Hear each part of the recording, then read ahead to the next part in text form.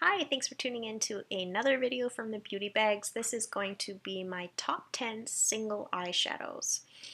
And I struggled a little bit to come up with a lot of single eyeshadows that I love because I tend to be a palette purchaser. I tend to buy palettes because I think that usually they're a better value. I mean, you're getting more shadows for the price. Sometimes it can be a lot to shell out, $15, even upwards of $20 for one eyeshadow. But as I was thinking about this, I was thinking about some of the palettes I have, and a lot of the shadows go unused. Sometimes they're brighter colors that I might not wear very often, or they're just maybe even a color I don't like. So when you're thinking about purchasing a palette, I highly recommend looking at each and every shade and deciding whether you are going to use every shadow, because if there's just one or one or two that you're interested in, it might be a better value to just get your one or two shadows instead of paying $50-$60 for something with only one or two shadows that you're going to use.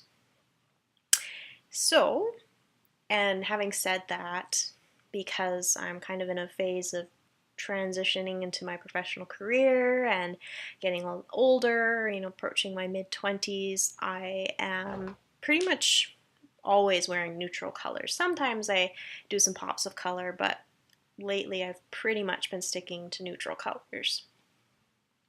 So all of my top 10s are neutrals. The first one is one of the Maybelline Color Tattoos, and this one is in Too Cool. As you can see, I have hit pan, and it is very pearlescent, gorgeous white color with a pearl finish. Super beautiful. This makes any shadow just pop and look gorgeous.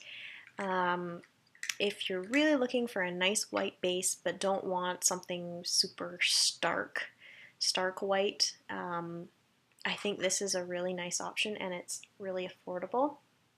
And this one is slightly more tacky than some of the other color tattoos, and you might kind of put your finger in it and think, oh, this doesn't feel as buttery soft as the others, and it doesn't. But I think it's that slight tackiness that just makes the shadows adhere to it lovely. So I really, really like that one. I'm just laughing at my cat in the background. She's right there. Oh, right there. She's just asleep. The next cream shadow I have is one by Benefit, one of their creaseless cream shadows, and this one is in Skinny Jeans. I've talked about this a lot. Beautiful taupe color with some golden undertones, which make it super wearable. Higher price tag than the Maybelline Color Tattoos, but I think the shade range is better with Benefit, and I think quality is quite a bit better. Not to say that the Maybelline aren't good quality, because I've enjoyed them, but I think the Benefit and the MAC paint pots are slightly better quality. Last cream shadow, one of MAC's paint pots, and this one is in Black Ground. And this is like a deep, deep charcoal with some fine shimmer running through it. And I love this when I'm wearing any dark shadows. It really just makes a nice, wonderful base for a smoky eye, and I like to wear it on its own as well. The next two, also by MAC. This single-handedly is my favorite eyeshadow of all time, MAC's Satin Taupe. If you're wondering if this is one of those shades that is worth all the hype, yes it is. It is just the perfect taupe. And when I'd considered, getting this, I asked for it for Christmas and my sister got it for me. I wasn't sure how unique it would be since I have so many taupes and I'm such a taupe lover, but this is actually pretty unique. It's richly pigmented, really nice and soft, buttery smooth texture, but it has a lot of brown and gold in it, and I think that's what makes it different from a lot of my cooler tone browns with more silver in them than gold. So I just love that shadow, and I anticipate hitting pan on that one fairly soon. My favorite highlighter color of all time also comes from MAC, and again, this is a shadow that I've hit pan on, and this is Floof, which is one of their frost finish shadows. And, oh, I forgot to mention the Satin Taupe was also a frost finish. And both of these and Blackground are all in the permanent collection.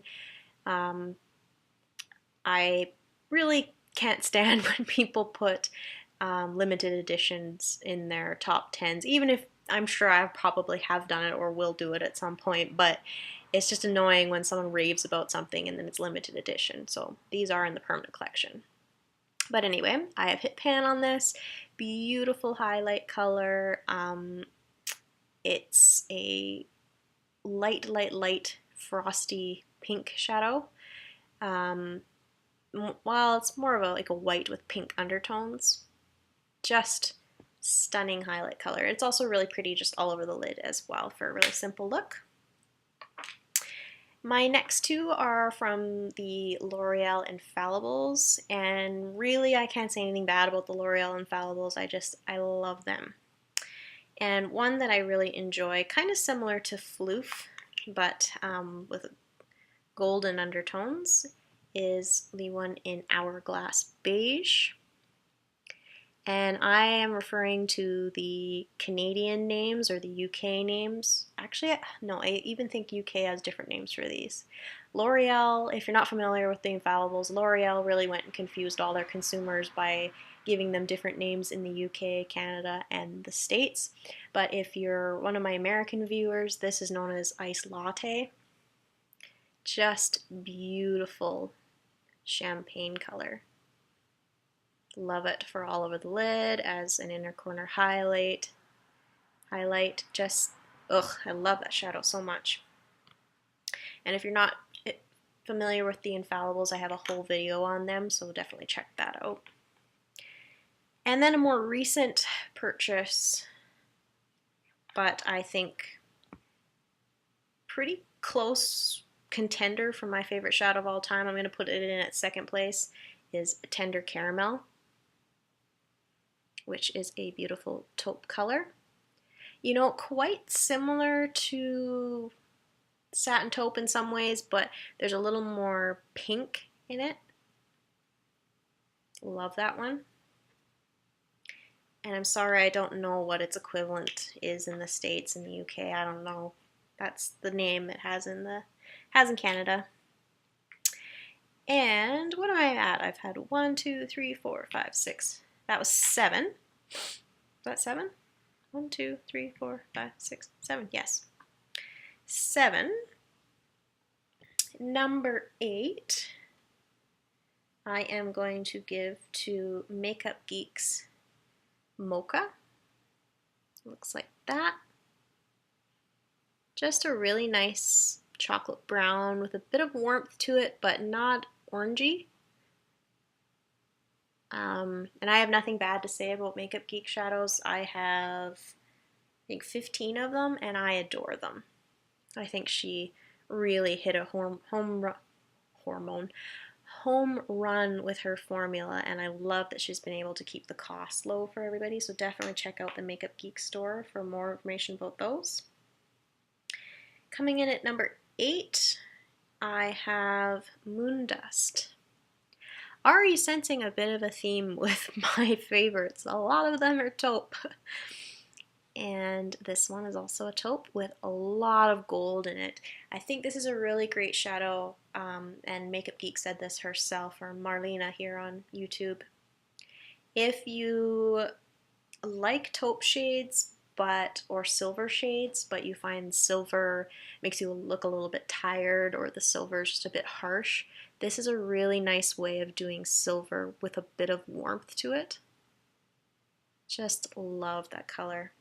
Rich, pigmented, buttery soft. She's just made an amazing eyeshadow formula. And then finally, I have chosen number 10, also Makeup Geek. And this is not a very exciting shadow, but the reason I have chosen her version of a black, or she calls it Corrupt, is this is the most pigmented black I have, and it even beats out Wet n Wild's black, and it beats out Blackout from Urban Decay, which those are both crazy pigmented, so this one's even more pigmented than that. So if you want the best black on the market, Corrupt by Makeup Geek, hands down. So I hope that was 10. Was that 10? 1, 2, 3, 4, 5, 6, 7, 8, 9, 10. Yes. My top 10 single eyeshadows. If you want more information about any of the colors that I showed, or you would like to do a video response of your top 10 single eyeshadows, I would love to see it. If you have any video requests, please put them in the comment section below. I would love to hear from you. Don't hesitate to send me a comment or send me a message. Don't forget to like and subscribe, of course, and thank you for my subscribers for staying with me even though I've had a bit of a hiatus from making videos. But hopefully there'll be more to come now that my life isn't quite as hectic. And thank you for all the nice comments that you have left in my absence. So thank you again for watching, and I will see you in the next video.